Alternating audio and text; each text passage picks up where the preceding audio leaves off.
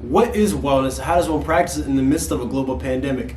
Today, the Breakdown crew is joined by two very special guests whom I've had the pleasure of meeting at one of their tea tasting events recently to answer those questions. In the meantime, sip slow and be well. What's up, everybody? Welcome back to the Infusion Breakdown Show. As always, it's your boy Joshua Freeman. I want to say to my left, but he's not to my left. We also have Bryan KēWi with us. We also have Desmond.Tillmon with us. And today we have two special guests, Miss Kristina and Erin. How's everybody doing? Wonderful. So we're back, episode 51, virtually, of course, since everything that's been going on. I'm sure everyone has heard, everyone listening has heard. Hope you guys are staying safe, of course. Hope you guys are staying safe.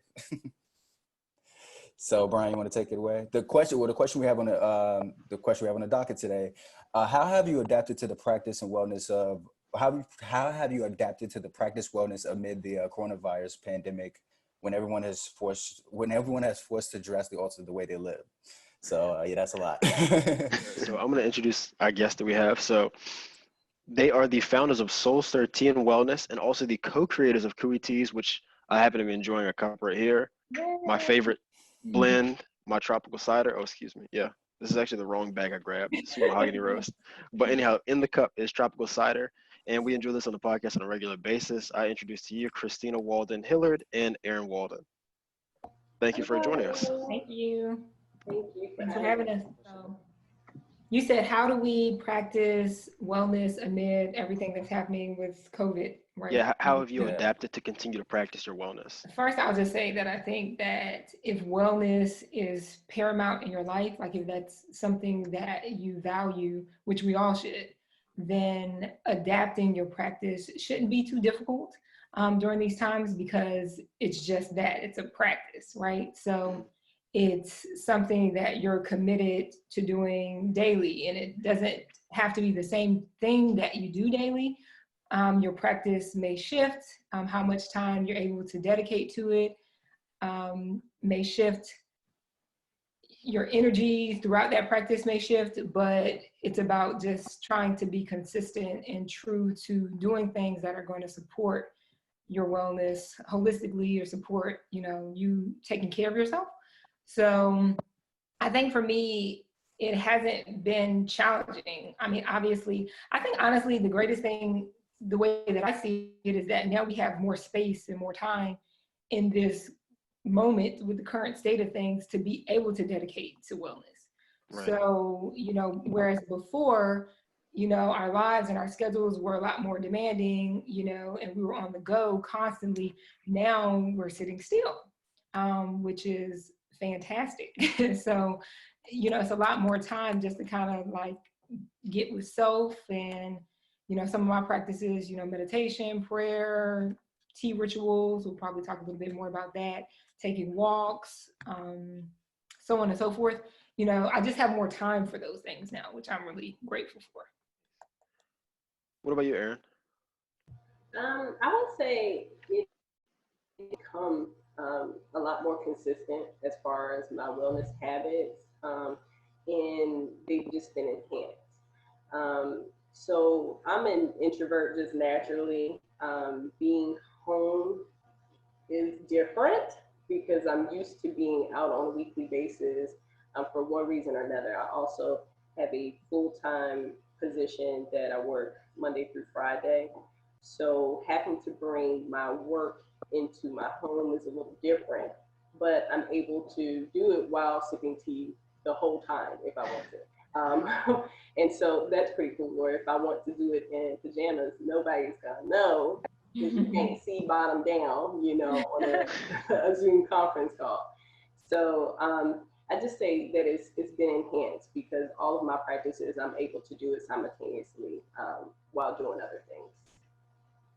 Nice. Now, one big thing that you guys were getting at is the diversity of like your wellness. And so oftentimes when people speak in terms of wellness, we instantly fixate on the physical aspect of it. But what you were speaking on, Kristina, you said meditation and your tea rituals. And then Erin, you were saying like really taking time to focus. Those things aren't necessarily focusing on the physical, but they are uber important when it comes to like our wellness. So Josh and Desmond, how would you guys describe what you've been doing to adapt and practice your wellness as you define it yourself?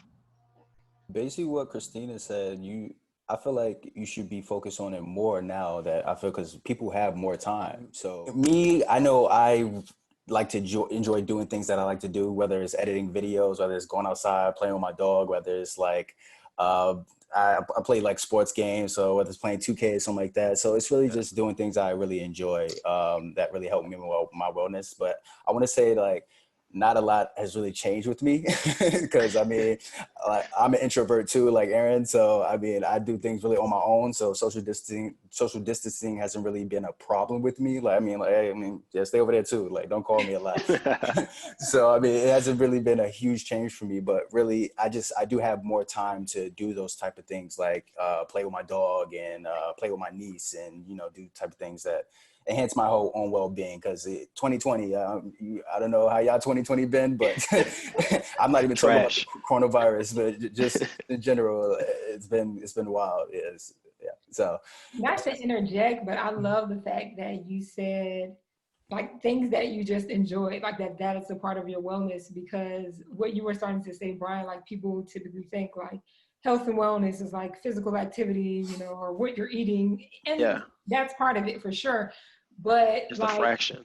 Yeah, that's a fraction of exactly. So it's like, what are you doing that brings you joy? Like that's so critical to wellness. And like, it made me think of the fact that like just last night and today, like we were in the house listening to DJ D Nice on Instagram is like doing these sets that are like going so hard, like, and so the music and just kind of like having this in-home house party has been like really lifting my spirits, and I see that as wellness. Absolutely. Desmond, were you listening to DJ D Nice last night? Nah. He was going hard. So what have you been doing for your particular brand of wellness? Man, mine is probably going to be the exact opposite of everybody. I've actually struggled a lot during the quarantine because I've been a person over the past couple of years.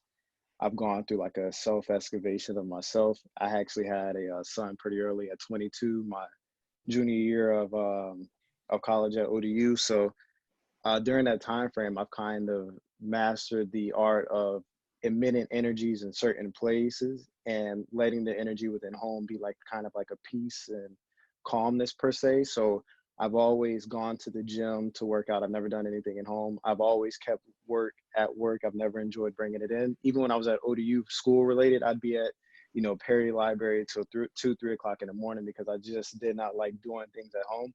So for me to have been on that path for 2 years to now being resorted to having to stay inside, like when we first got the order from work, I rejected it. I kind of, I stayed into the last moment. And then as a parent, I had to sink in and say, well, I have to make that decision for my son first and then me second, to where I'm not, putting myself at risk or anything of that nature. So making that decision reluctantly, my sleep schedule fell off, my eating schedule fell off. So I've been over the past probably week itself, been trying to get back into waking up, around 7 or 6:30 and getting up and then getting my son in on time because of course, as my schedules fell off, his schedules fell off as well. So he wants to stay up a little later or wake up a little later. And it's definitely been a challenge. Wellness wise, there's been no change. I really got rid of my bad eating habits. Towards the end of high school. So I'm still eating pretty healthy. One thing I've been doing a lot more of is making sure I'm getting my teas in and staying hydrated. I think the one thing that has been suffering, aside from everything that I've already said has been what was it? I just thought of it.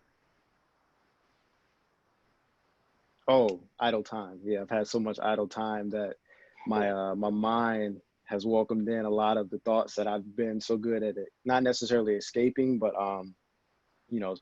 kind of stopping before they even happen. So having a lot more idle time and being stuck in a room for like 8 hours a day definitely has taken its toll. But one thing I've done to, stop that and distract is I kind of do a little bit of stretching, every hour, or I'll get up and I'll make sure I go check on my son, or we'll read a book, every 2 hours to kind of just, break the monotony. But it's definitely been quarantine has definitely been a challenge for me. I can't lie. You gotta stay way busier than that though. You gotta have Yeah. a busy schedule from dawn to dusk. Yeah. Because your mind is definitely gonna wonder if you just sit there and because you're just home, like you're just sitting there at home. So your mind is definitely gonna wonder, Because I figured you would be struggling with it because I know how you're always active. You like to go to the gym and everything like that. Now it's closed down, so you're at home just sitting there. So but you have to stay way busier though. So. It is, and the bad thing about, it's not a bad thing, but our time is tracked. So, we have these statuses in our workforce for ADP to where it always shows what we're doing at a given time. So we can't accumulate too much time in a certain status, or it looks bad, or we get dinged for it. So it's definitely been like, I'm very cognizant of my time and things of that nature, but it's like I still don't have the freedom to move outside of the walls because everything's closed, like you said. Well, I want to add, because I didn't want to mislead you all. I'm definitely an introvert, Desmond, but I feel you on that note. Two things for me. Like I said, I work another full-time job. And so my other full-time job, bringing my work to home, has been very challenging for me because I'm a person who too likes to work at the office. My home is my sanctuary, and the kind of work that I do 9 to 5, Monday through Friday, is very intense. And with it being as intense as it is and dealing with so many personalities, like I don't even like to have the same kind of energy that I typically would have at the office, dealing with the kind of conditions that I'm dealing with, bringing it into my house. So that's been difficult. And then also, like you, Desmond, I have a son. So for us here, especially stateside and all that, there's a lot of schools that are shut down for the remaining of the school year, et cetera. And so having to take his curriculum and implement it with my schedule has been very, very difficult. And that's just because at the end of the day, I'm not a teacher. And with me not being a teacher, and trying to do a billion other things and doing it in this space that is technically not conducive, it has been difficult. So you're not by yourself at all on that. What I have tried to do, similar to get away from like idle time, is like I told y'all I'm not like tech savvy, but I did download an app. And it's like a fitness app. So I'm like, okay, pat on the back, because that's something I typically would not do. But I've done that, and I've just tried to like make a point to say, hey, look, you need to read today. You need to put this time towards this book. You have some books on the shelf that you have not been able to get to because your schedule is always going. Now you have the time. So I feel like it's a bit of a blessing because it's forcing me to not be so busy. It's forcing me to say, hey, look, you do have more time to dedicate to some more of your passions. So, I mean, that's how I've been looking at it. Yeah, absolutely. That's a nice segue into something that I've actually noticed recently. So in light of recent events, there's two camps of people, it seems to me. There are the people who believe that this is a time for hustle and materializing all these different desires and things, like working on your goals and preparing for things. Then you have other people who prioritize relaxation and coping. And to me, it doesn't seem like either are mutually exclusive to the other. You can do both. And like when you're really doing something like working on your goals and stuff that matters to you, then that is relaxing. You might have to take a break from it even then, but it's not as taxing on you. So I think either way, whatever works for you personally, and you're working on your wellness, if you're doing something to and better yourself, even on a small increment basis, that's all that matters. Like if it be something like you reading a book that you've been putting off, or starting a new book that you were planning to write, or I don't know, reaching out to somebody who you haven't spoken to in years. Just anything that's contributing towards your wellness, because there's a multitude of dimensions. Like what I came across, and I believe this model, it makes practical sense to me. These 7 dimensions of wellness. So you have physical, emotional, intellectual, spiritual, social, occupational, and environmental. I think that's all of them. And yeah, there's so many things for you to just pick up one task a day and say, hey, I can do this better, and this will contribute to my wellness. Mm-hmm. Yeah, I think it just made me think about a phone call that I had gotten from one of our partners and a friend of ours a couple of weeks ago. And this was like, before everyone was inside with the stay-at-home orders, and she was still working. Her business was still open at the time. And she was like, you know what? I've just been watching everyone like quarantine, self-isolating, and I'm like jealous. Like, I want to be just at home, sitting still, like with my son, and like not, trying to still like hold everything up. And Right. so I think one thing that I've noticed in talking to different people is that the less that we resist what's happening right now, the more we'll get out of this time, right? So if we're resisting the fact that we can't go out and we can't do everything that we could do yesterday, then we're gonna miss this grand opportunity to be able to plant seeds that are gonna produce things on the other side. So I agree. I think there's just so much that we can take advantage of in this moment. Like, we're gonna create what it looks like on the other side. Like, I think about like a pendulum. Like, we were like way, we were doing too much. Like, as a society, like we were doing way too much. Like, technology is great, but even that was like, to an extreme. Like, we're producing, maybe too much, too fast. We're moving too fast, and in a way that's not sustainable. So now the pendulum is swinging all the way to the other side, to where we have no other choice. And eventually that's going to restore balance, is the way that I see it. So That's an interesting way to look at it.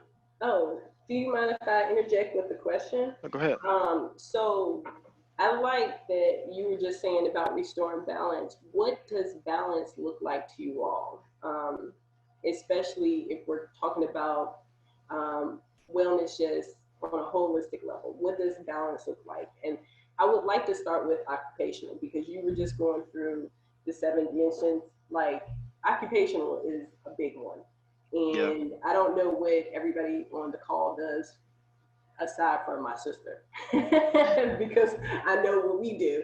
But like, how does it play an effect on your occupational wellness? So from an occupational standpoint, I'm much like you guys. I'm now transitioning to working remotely. And I was a big advocate for not doing so for the longest time. I just absolutely, that's the idea. I like to isolate and have my work at the office. And once I come home, I'm not thinking about it. If I get an email, I don't look at it. If I happen to see it, I didn't see it. That kind of deal. So in terms of achieving that balance, what am I currently doing, or what does it look like ideally? Which one? Well, both. Okay. So ideally, once that task is finished, once my work day is finished, now I can prioritize my stuff, because I'm a very ambitious person. And so I still need time to focus on what I want to materialize, because I don't see the sense of, living my life for somebody else's dream. mm-hmm. I'm a big believer in living out your own life and doing your thing. But so in terms of like what I'm doing to balance it currently is, so what we do, my company, we have 2 stand-up meetings. So one at the beginning of the day, one at the end of the day. And so that helps like block the time off, because you have like the morning call, we're on there, everyone's online. Then at the end, it's like, okay, so what you do today? Cool. All right. See you guys tomorrow. Then after that, I'm completely done with work. I do not look at it. And then the rest of the evening is dedicated to like my personal stuff. And so what that looks like, in an ideal frame, when I'm able to achieve that balance, is that I'm able to be productive, much similar to like my personal goals.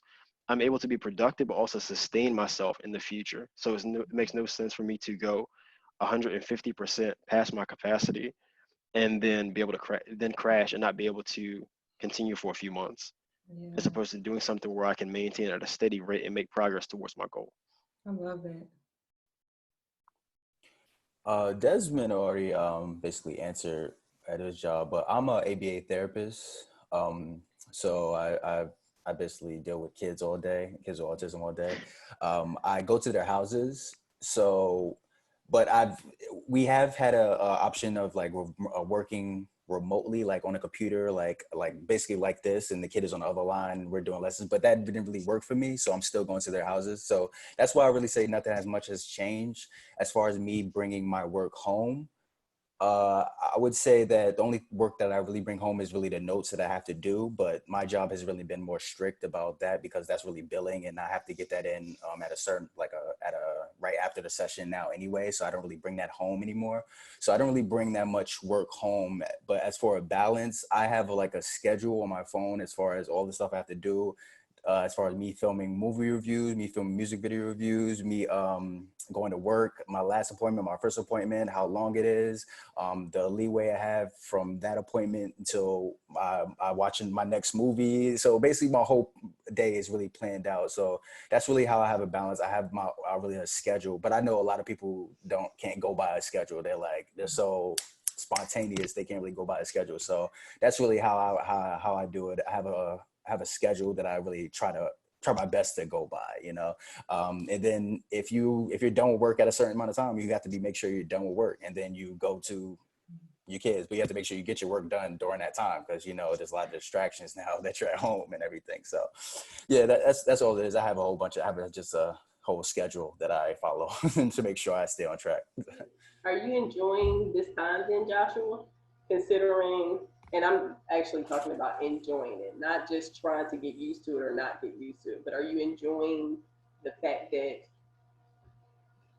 you can do a lot more stuff around your reviews? And because right now it's kind of interesting. My son actually brought out a great point the other day. I was talking to him and he said, right now wouldn't be a good time for me to start my YouTube channel. And I said, oh, okay. By the way, my son is 8.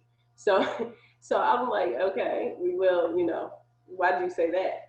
And he was like, because everybody right now are building content because everybody has so much more time. And I said, you're absolutely right.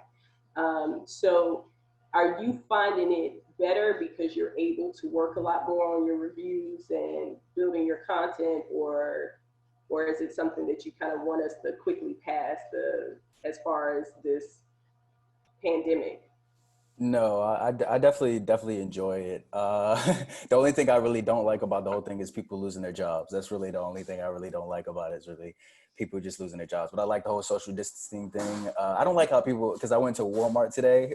I don't like going to Walmart, but I went to Walmart today and I saw everybody with like a mask on. I was just like, wow, what is going on? I was like, this is the society we're going in. Everybody just walking around with masks on. That's what's happening. But yeah, I definitely do enjoy it though. I mean, because I have a little bit more time, and now the kids are out of school. I know it's kind of bad for you guys, but I have more time with my appointments, so I get a little bit more hours. So, but I know it's kind of bad for you guys, but I'm kind of playing teacher too, because I kind of play teacher to the kids too. That I go to the houses too. I kind of do academic work with them too. So, but I do enjoy it though. I can't necessarily say that I enjoy it. Like I'd be happy to get back to what normal looks like, the availability to go wherever you want at any given time and just enjoy things. Because like many of you, I'm an introvert as well. But I think on the test that I've taken, I'm right on the borderline. So I'm 51% more. I'm more introverted than 51% of people. So that's like on the brief, like right on the cusp of either one. So I can be very social, but then at the end of that, I need my time to just recharge. And yeah, even though can't necessarily say I enjoyed this, I've definitely found this to be one of the most productive periods of my life, just because of the isolation and time. Like I have nothing else better to do but work on these projects.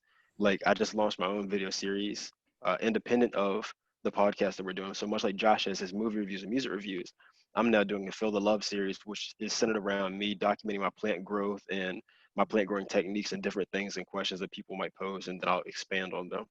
That's So cool. yeah, I feel it's definitely a lot of benefit to be taken from this period. I will say that I don't like how everybody basically thinks your hand is yucky when you go to the store. Like they basically throw the receipt at you now. I'm like, all right, man, chill. It's cool. But I don't like that. But yeah, I mean, yeah. So can I ask Desmond a question? And this is just because you just said about the receipt and you were talking about the mask at Walmart. So you're in Japan, and if you had to say, cultural differences or the things that we're experiencing now that you may have seen at some point with you living over there? What would some of those similarities be?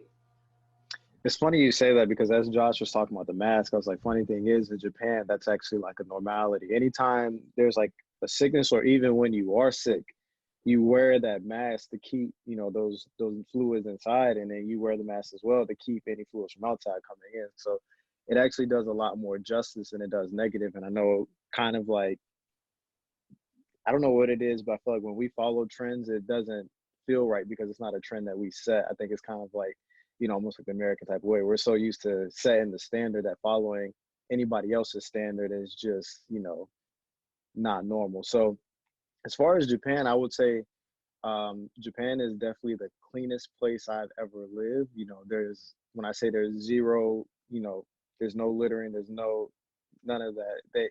They clean up after themselves and they clean up very well. I think it took a lot for me.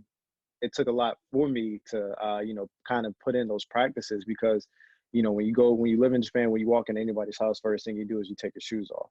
You know, with me as a kid, you know, I'm running in and out of the house over time. It set in. I keep those shoes on. I actually got, you know, my shoes on now. But what I did was I take shoes off and then I have slippers that I put on at the door. And that was my way of, you know, making that adjustment. And then the second thing is just, you know, everything they keep is neat. So making sure that I'm always, you know, disinfecting. Even at work, one thing that I always do, even before this stuff, even before the pandemic happened, you know, every Tuesday and Thursday, we clean our desks with Lysol wipes and we make sure everything is just good to go because, you know, we don't know what's there, you know, from 5 p.m. until, you know, 8:30 a.m. the next morning. We don't know what's going on then. So it's just best practice to, you know, to clean up after ourselves and just do things of that nature. So that's all things that I've taken into consideration after, you know, watching how, you know, and I'm not sure if you're aware, but anywhere that there's a Navy base, you know, they contract work to locals. So our janitors were actually Japanese, and in Italy, the you know, your mechanics and your janitors are Italian. So as I got older and I kind of thought back to, you know, what, you know, our janitors were doing, they do a lot more to keep things clean than what, you know, our janitors in the States do. You know, it's kind of like, we look at it as like a bottom of the barrel job, but to them, it's a service to society. And I think, you know, when you kind of look at it from that perspective, you can always take positives from it and then implement it. And I think that's what, you know, we should look for when you see those people wearing those masks or the gloves. It's not to, you know, say, you know, there's a contamination with society, because I mean, if there was, then you wouldn't be out there. But you have to take the precautions to make sure you are good and you're straight, and you know, you're looking out for people other than yourself. Right.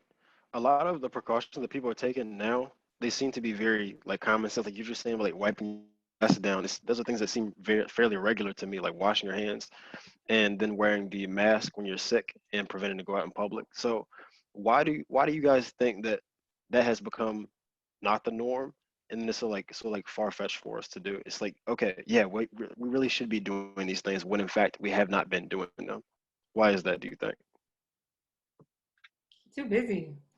I I was mean, gonna say, yeah, we're really fast paced. yeah, way too fast paced. Like I think that's what I was like alluding to or trying to say earlier, is that our lives are like, we're so consumed with everything, mostly stuff that doesn't matter really, that, you know, we can't even do basic stuff like have time to like clean your house or, you know, spend time with your kids or whatever, just basic stuff. And I think, you know, because we're so consumed and so distracted that these little simple things like taking 20 seconds to wash your hands, which is like good common sense practice, that we don't have time for those basic things. Which sounds that's like ridiculous, right? That's ridiculous. I do think that one thing we overlook though is a lot of people don't know how to do these things. They're not taught to do these things, right? So a lot of people just don't know how to do it. So that's why you have over 20 million views over just a hand washing video, because people don't know how to wash their hands. They have to go see how, because they're not really taught. And I've seen it. Like I've been in homes where, like, I mean, kids just aren't taught to just do something like put your plate after you eat just in the sink or something simple like that, or in the trash can. So I mean, that's one thing we don't overlook too. But of course, we are definitely fast paced, and we're definitely too busy because we have a lot of stuff on our hands though. I appreciate though that you said that, because that is true, right? So you take into account like cultural differences and lifestyle differences, what people's lifestyles are like. Definitely, you know, some people it may not be commonplace. Like what's commonplace for me may not be commonplace for the next person. But what's great is that now that we all have this time and there's lots of information being shared, right? Now it's like you can take time to teach your kids, you know, chores or hygiene. You would think that, but Bryan said there's two type of people who take this time just to chill and relax. And it's people who like to prepare. Yeah, exactly. Yeah. I mean, that's an optimistic way to look at it, to say that, okay, now we can utilize this time to reinforce these things and put them into practice. But it just, as someone who was brought up like that, like knowing the basics of hygiene and how to do those things, it just struck me as odd that people weren't doing those things. I think we're lazy too. It's funny because as you were, Kristina, talking about the busyness factor, I was like, yeah, absolutely, I'm with you on that. You used the word distracted, yeah. And then when Josh just brought up, like, not everybody knows how to do it, absolutely. But then I'm like, we're also lazy. And I think the laziness has kind of, and again, this is a cultural, difference. And when I'm speaking of culture, I'm speaking of American culture. I think that we've had a lot of privileges to a certain degree that even this idea of, hey, I'm in Japan, it's a norm to see people perhaps walking around with masks on, and they're trying to prevent whatever germs that they may have, especially if they're under the weather or whatever, from being in contact with anybody else. I get it. It makes complete sense to me. However, I think that here in America, we've gotten by without having huge pandemics or epidemics, I should say, from really affecting us, right? And so I'm speaking with regards to physical health. I think when you have this idea that it's not going to affect me, you just become like lax about it. And so that's what I mean, like, as far as a certain idea of like laziness, just not following through because you feel like it's not going to touch you. And so again, I don't know if privilege is the best word, but that's the word that's coming to mind. It's like even this privilege of, hey, we don't really have, malaria and this and that, or we have all the hospitals and stuff, and we can get our, like when you have this idea like you're untouchable in a sense, it's like you don't take as many precautions. Yeah, because this is unprecedented. Like a lot of people, I feel like they didn't take it as seriously as I would have, as we would have liked to. But I really started to notice personally that things were getting real when they started closing down schools and like big companies and things like that for the span of 2 weeks, and then extended past that, because there's no point in our nation's history that has ever happened before. And when you start seeing the things that have never happened before, it really starts to sink in. It's like, wow, this is reality. This is what it's becoming. This is because this is the kind of the first time we haven't been in control as humans, basically, of our situation. Basically the first time. On this kind of scale. Yeah, on this kind of scale. Yeah, that's why. Yeah. I think that's what's driving people crazy. Yeah, like, they're not in control. People that are really having a hard time with this is because they're not in control. Yeah, they don't know what to do. There's no vaccine. Yeah. So, Kristina, did you say that you I know that you said some of the things that you practice, but did you say that you enjoyed how it is now, like being at home? You do? Oh, okay. I enjoy it, but I think even more than enjoying it, obviously I wish that I could do some things that, I was used to doing, without having these restrictions or having to plan ahead to do certain things. Obviously I wish that I could, see more family and friends. We don't know when we're going to be able to go out and do that, but I do enjoy it because I think this is what was needed. Like now. I'm not saying like, oh, a pandemic was needed or something like that. That's not what I'm saying, but I do think that we needed to slow down. We needed to be still. We needed to pause. We needed to, something needed to happen. I mean, if we had chosen to do it on our own, if we collectively had become more conscious and taking this time to like reconnect with ourselves and like to reconnect with our families and to elevate spiritually, you know, mentally, whatever, then great, right? But the fact of the matter is, I think that as a whole, collectively, that was not happening. And it's not sustainable to use, you know, how Bryan was speaking about sustainability. I talk about sustainability all the time because it's not just, and what I'm doing now, is that going to work for now? It's like, is it going to work for like down the road? You know, how is it going to impact, you know, what your life looks 5 years from now, 10 years from now? How is it going to impact our society at large? How is it going to impact our environment? And so I think that the way that we've been living is not sustainable. So I am enjoying this moment because it is allowing us to get to a place that's going to create a simpler way, a more sustainable lifestyle. And I think I've had some practice. Obviously, I'm a full-time business owner, and what my schedule looks like on a day-to-day basis is different from someone that clocks in at a job, right? So I have a bit more flexibility, a bit more control over that. So I've had a bit more practice with some days sitting still and, you know, whatever that may be, but I'm grateful for it and I hope that we make the most of it. Yeah, that's good. So another thing I want to ask, like, especially someone like Desmond, because I want to hear what he has to say. Well, everybody can answer, but what if this lasts? Like, what if this lasts until 2021? What will you do? How will you adapt to the current situation? Like, you just adapt. Like that's the only thing you can do. And I think like the greatest measure of any human is their ability to adapt. So has it been a struggle for me? Yeah, because I've been so structured and scheduled based off of what keeps me mentally healthy. So anything that varies from that has been more of like a, you know, a little bit over exaggerated culture shock. So one thing that I do is like I'm setting more of a structure with my son because I never had that structure with him. It's always been I pick him up at 5 on the days that I have him, and then I drop him off at daycare at like 7:45 on the next morning. So having him from sundown to 4 p.m. when his mom comes gets him, and me getting him at 1 p.m. and then keeping him till 4 p.m. the next day, like that's it's new altogether. So it's not I'm not just impacted because my schedule has shifted from what had so much structure. It shifted so much, and then I had new responsibilities thrown on me as well, because what a daycare provider used to do, I'm now learning how to do 2 years later.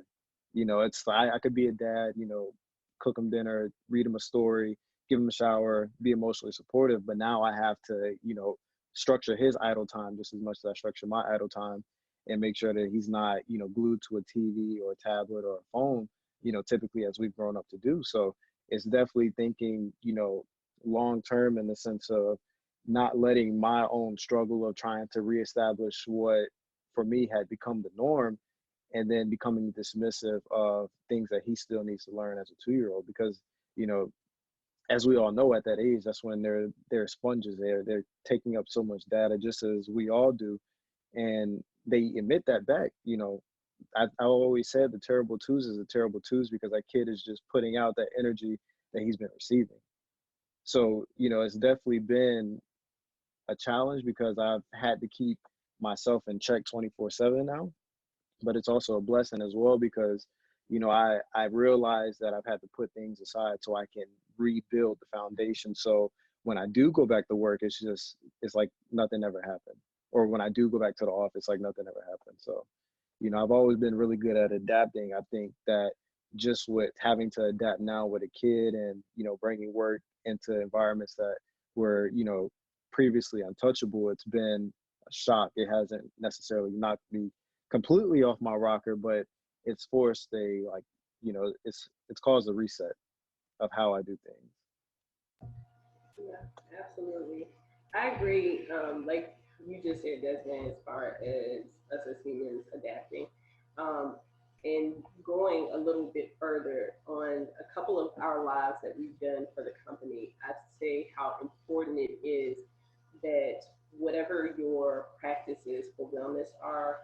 that you want to make sure that you're emulating that, especially for children, but really anybody who may otherwise not be as good as adapting.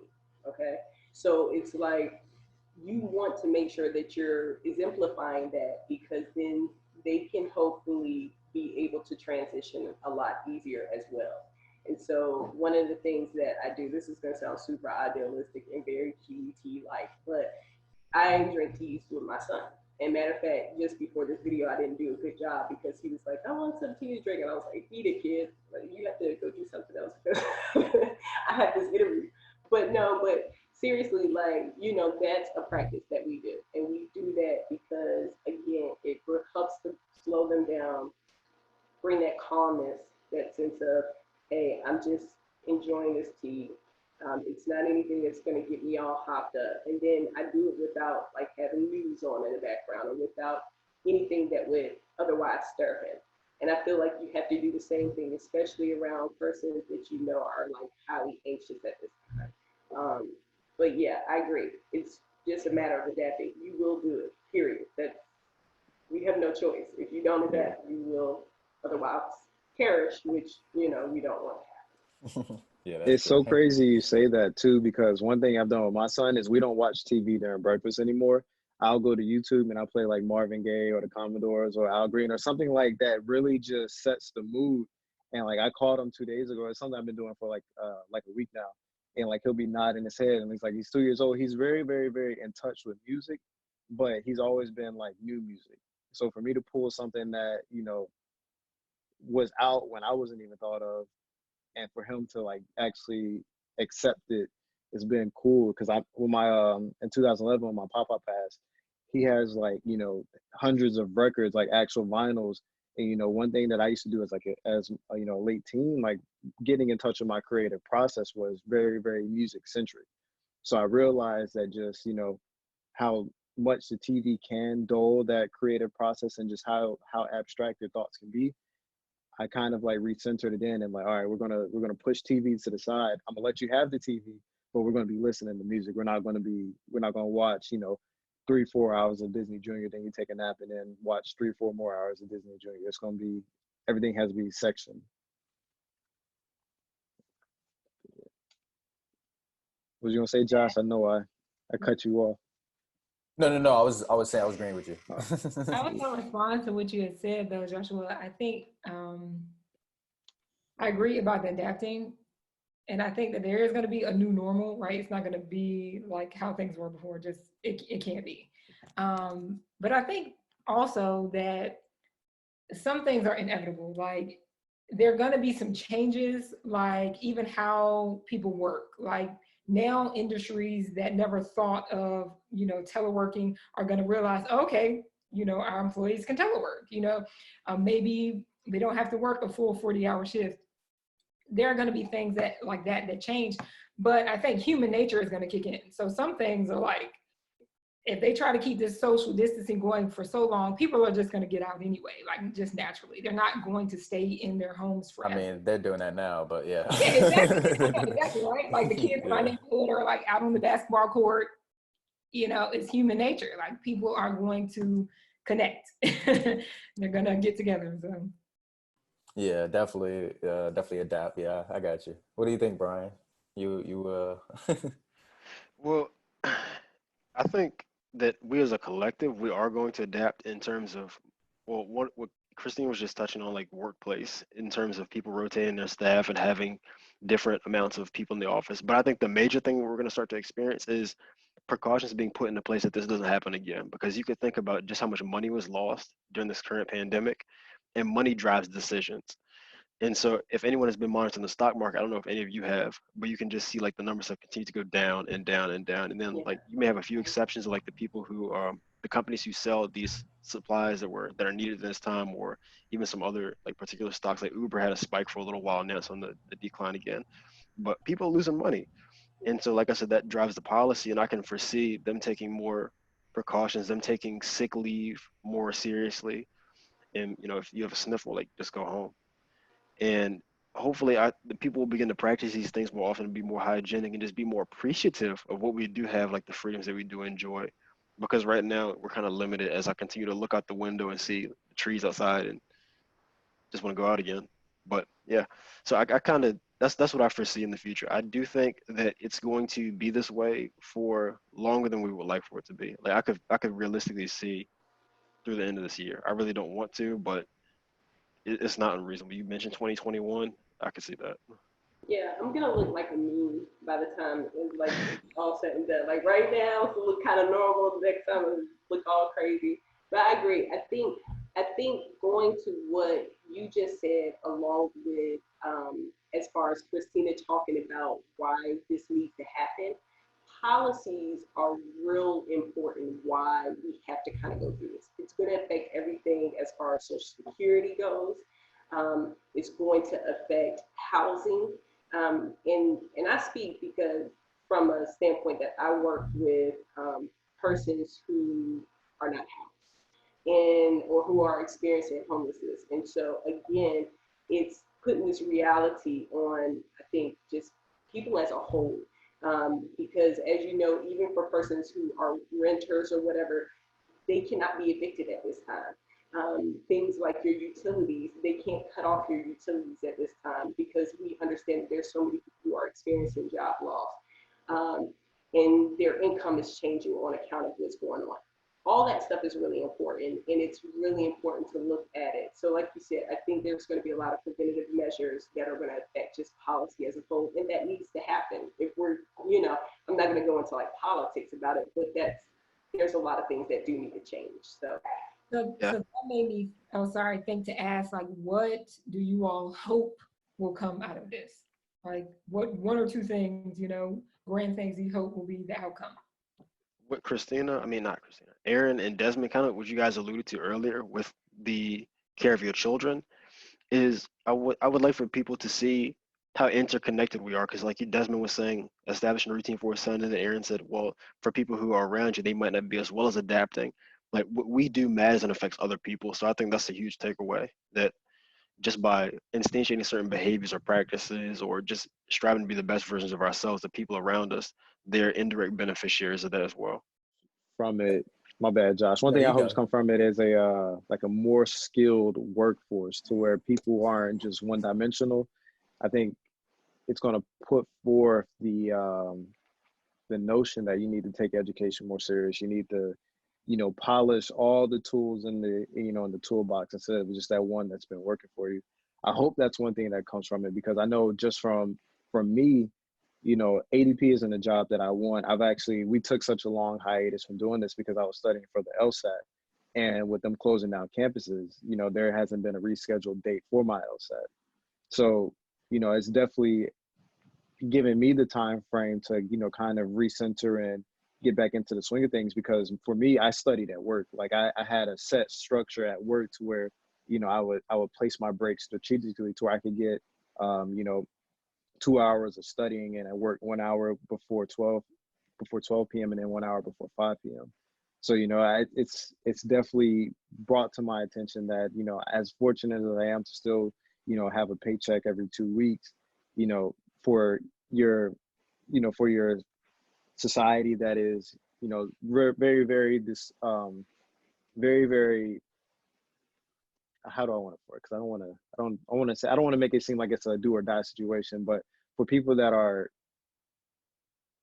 who structure their living around tips and things of that nature, you kind of see now that as people have gone to takeout or things like that, that's affected, their livelihood. Because I mean, yes, rent maybe get pushed back, 2 or 3 months, but what do we do if it does go into 2021?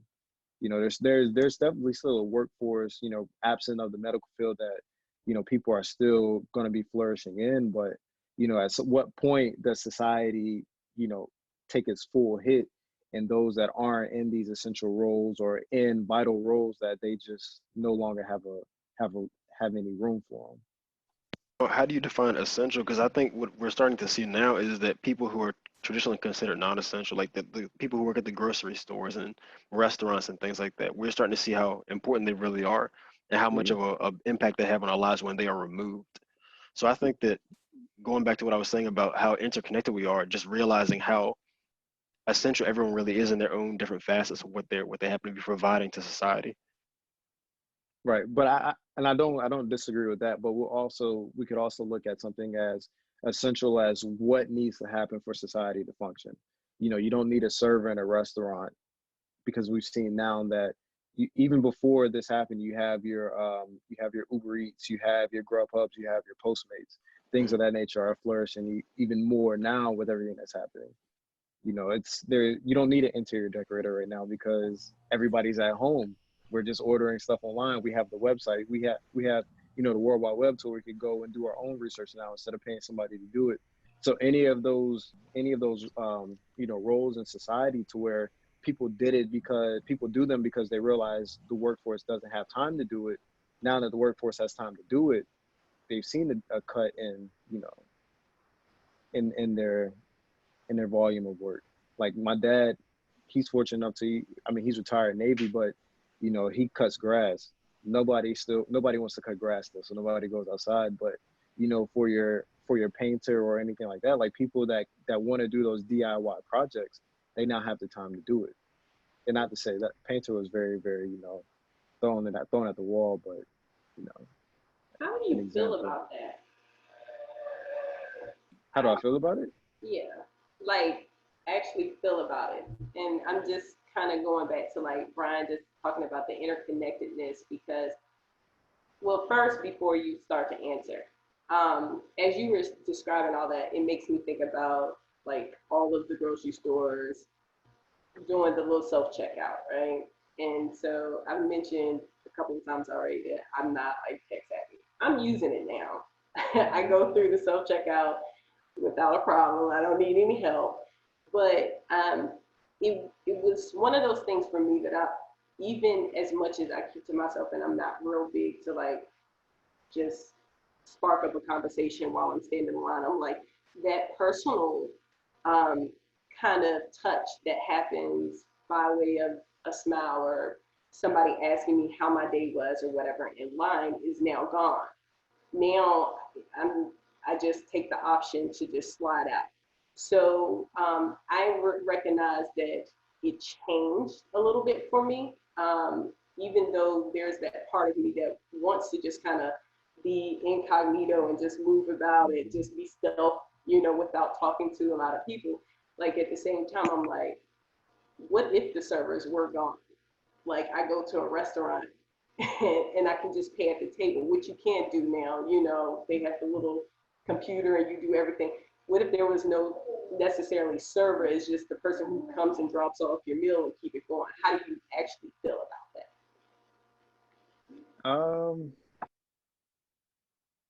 From an economical standpoint, I think I can't really speak on it because it's not my forte. I think that from what you're saying is a lot of how I have a resentment with it is my job before, 2 jobs before this, I was a manager at Cloud9. And one thing that I actually agreed with our managers, we're a feel-good society where we tend to pay for experiences. And so I think when you have an absence of waiters in a way, they create that experience. Waiters are really a part of the reason why certain restaurants are able to keep their certain, status of or certain, select customers to come in and out because they come to see that one waiter or they come to see that one bartender. I think when you kind of remove the personality of a place, it puts everybody on an even playing field and you're now just solely focused on your quality of work.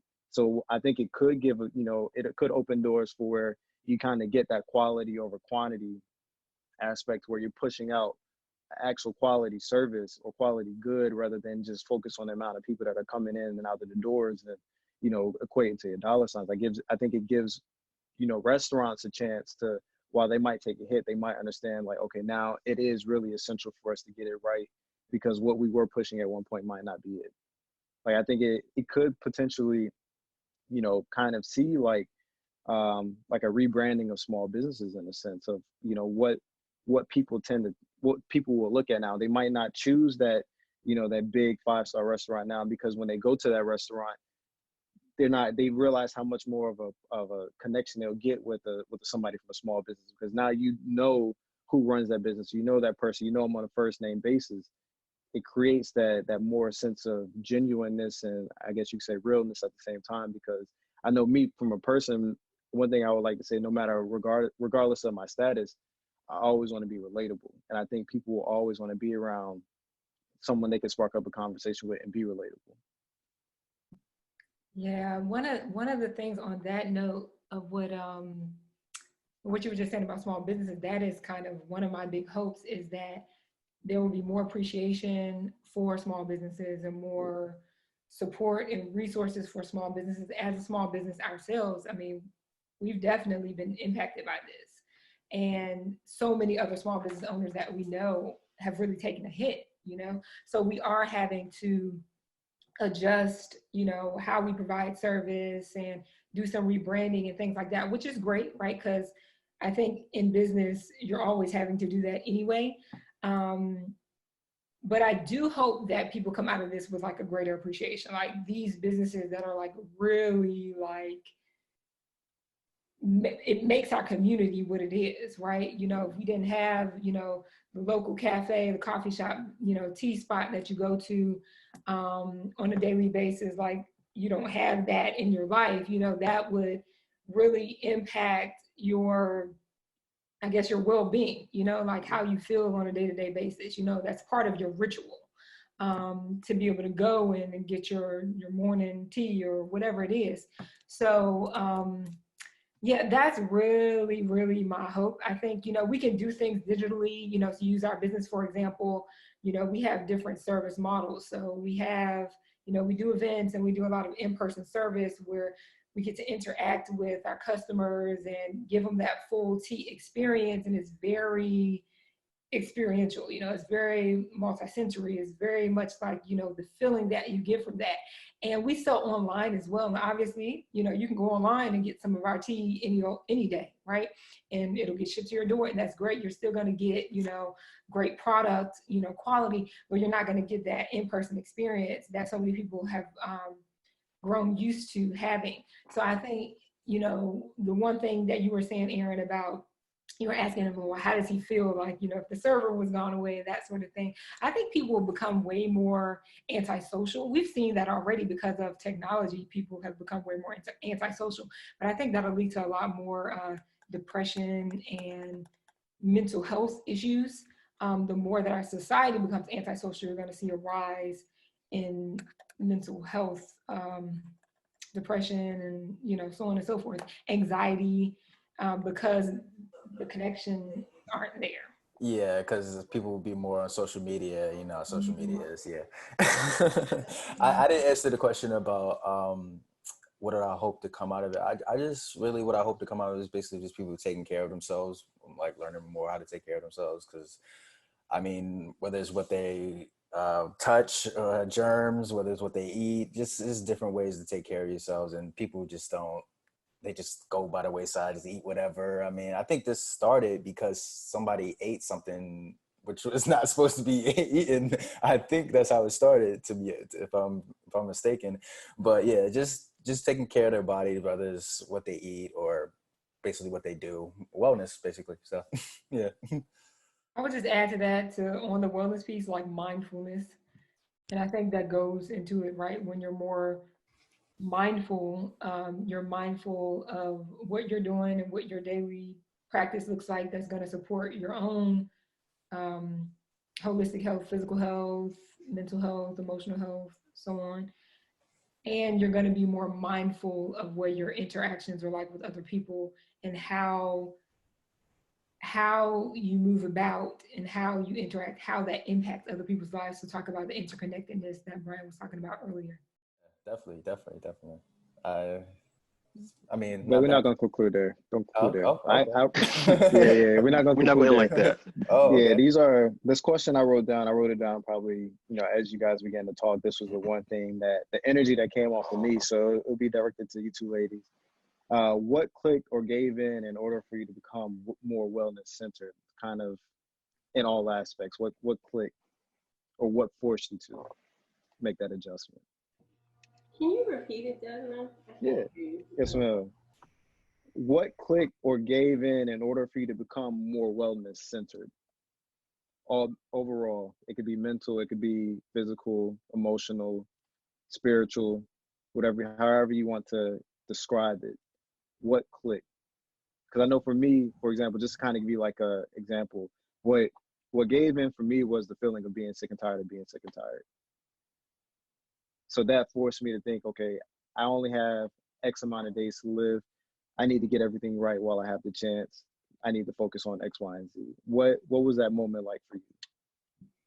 I love that question. So for me, it wasn't one moment in time, and it wasn't just one particular incidents or occurrence that created this mindfulness about wellness. But I can't think of a particular point in time in my life that made me more committed to creating a life that was more sustainable. So, and I always think about quality of life, right? Because, you know, there's an expiration date on all of our lives. You know, we don't know when it's going to be. So we're not going to live forever. Hopefully we can live a long time. But we want, you know, our lives to be quality, you know, while we're here. We want to enjoy ourselves and be peaceful and healthy and well, and all that good stuff. But I think there was, you know, before going into full-time entrepreneurship, I worked, you know, a 9 to 5, or not even just 9 to 5, you know, for many years. I worked in nonprofit social service sector. Erin and I both are in that world, or we're in that world where we're servicing people. And so for many years, I was working with youth, really at risk, as they say, vulnerable populations. And, you know, although that was a passion, that for a time took a lot out of me. And then it came a time where I was traveling nonstop for work training. And that was, you know, when you talk about traveling, you know, people say, oh my gosh, like, it seems so luxurious. You get to travel for your job. And I'm like, it's not what you think it is, right? Work travel is way different. So that for me was like a point in my life where the nonstop travel, like one city, one state to the next on a constant basis without being home, that was like, I realized this is not sustainable for me at all. Like, it wasn't sustainable for my physical health and wellness, my mental health. I wasn't able to connect with people as much as I wanted and needed to.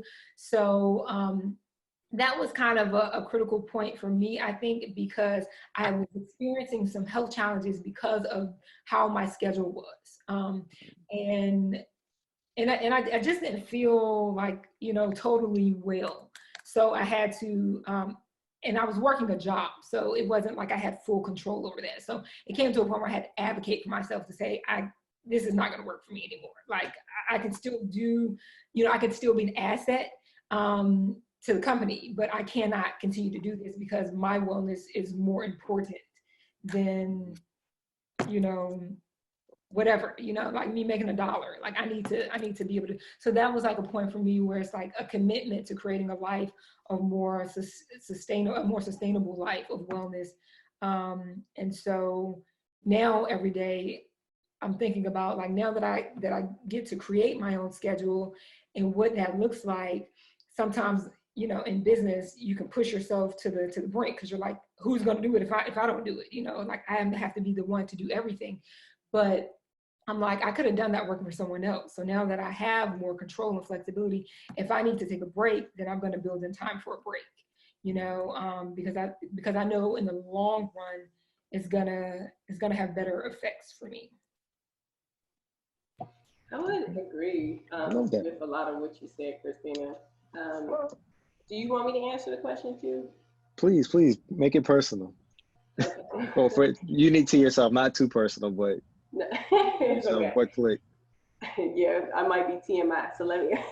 No, I would say for me, similar to Kristina, I've had different points in my life, but one very early for me was that I always looked to the elders. And so, very similar to what Kristina just said, it was kind of this idea of if I saw an elder whose life that I wanted mine to kind of resemble, what are the steps that I need to take to get to that?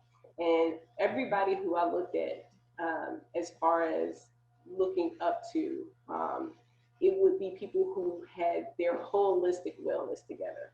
So they were usually very spiritually, intellectually astute. Like they usually had the nice house and cars and stuff, but it would be like the means to get there. But they would be like the most humble people. Even when I was a child, the job that I said that I wanted was to be a philanthropist. Like, that's not a job for one. But for two, it was like, who's talking about being a philanthropist?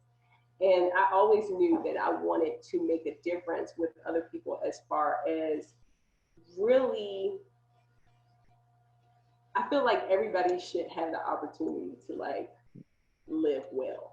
And so because of that, whenever I encountered other people who did not seem to feel within themselves that they could live well, or they weren't happy or whatever, I was always the type of person like, okay, let's discuss your motivations. Let's discuss having a different perspective. How can I help you? How can, we achieve this together type of thing. So very idealistic, but I think it started very early on in my life, but that would be looking to different elders where I got this idea of what does overall wellness look like. Okay. So taking all that into consideration as far as wanting to help other people, do you ever have, as an introvert, a sense of confliction with helping other people? Like, do you ever feel drained after doing it? Sure. Like always torn, do I want to experience this again? And then it's always I guess you could say, for me, it's as much as I hate the draining feeling, it's the gratification of doing versus the feeling. Absolutely. That's it in a nutshell, what you just said. Kristina spoke to the fact that both she and I have had long histories of working in the human service field.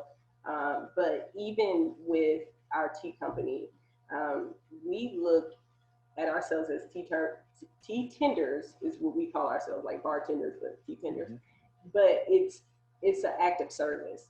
And to be able to get on platforms such as you all's platform, to discuss like the medicinal benefits, to discuss just overall wellness, especially with the practice of drinking tea, is our way of doing service for others. And we get the most gratification from hearing other people say, oh my goodness, you know what, now we've started this ritual and we do this with our tea and we're so excited to steep tea now and your tea is so good and it tastes awesome and all that kind of good stuff. Bryan told us that when we talked for the first time in person. But seriously, like, that brings us a lot of joy. And so, yeah, the gratification is always in being able to serve others, because going back to that interconnectedness that Bryan's talking about, you can't do it without others. Period. Yeah, absolutely. And what you guys do, the service that you provide, it falls under the umbrella of being part of the cornerstone of a community. For example, what you were doing with the Family Village Festival, and that's delayed to this June, so hopefully we'll all be there again.